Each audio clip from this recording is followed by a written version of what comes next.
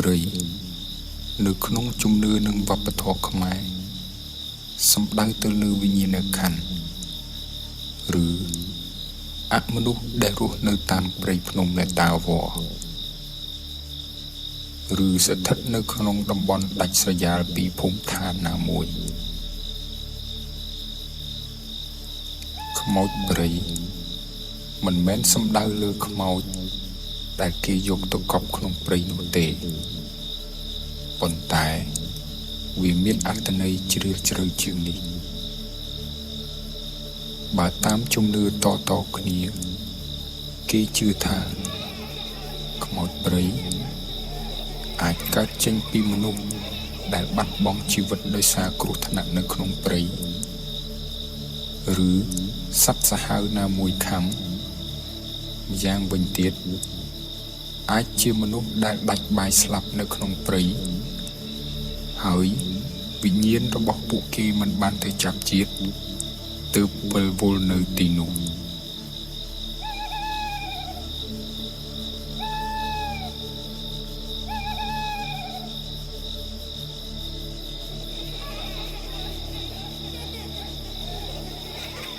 រីឯខ្លះទៀតជឿថាជាប្រភេទអមនុស្សដែលមានស្រាប់នៅទីកន្លែងនោះតាំងពីយូរលង់ណាស់មកហើយមានដូចជាមរិញគង្វាលបិសាចឬពួកអាបធ្មប់ដែលចិញ្ចឹមទុកសម្រាប់យាមព្រៃខ្មោចព្រៃ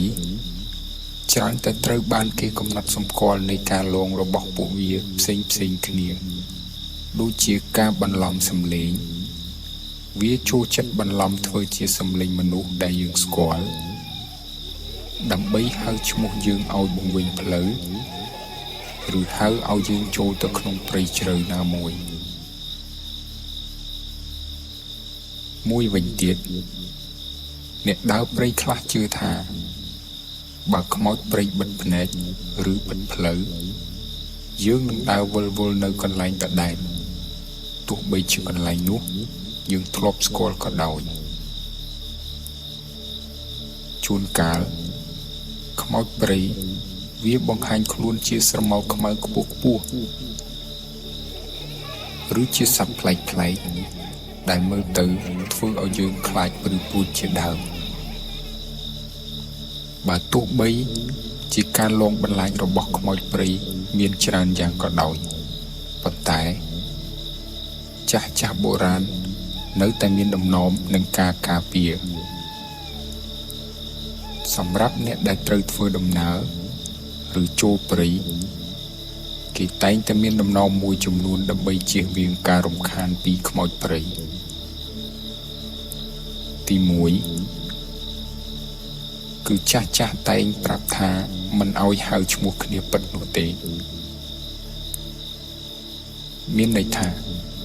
គេមិនអនុញ្ញាតឲ្យហៅឈ្មោះពិតរបស់គ្នានៅក្នុងព្រៃឡើយព្រោះបើសត្វព្រៃឬខ្មោចព្រៃឮវានឹងយកឈ្មោះនោះទៅប្រើដើម្បីលបួងយើងម្យ៉ាងវិញទៀតដំណំទី2គឺហាម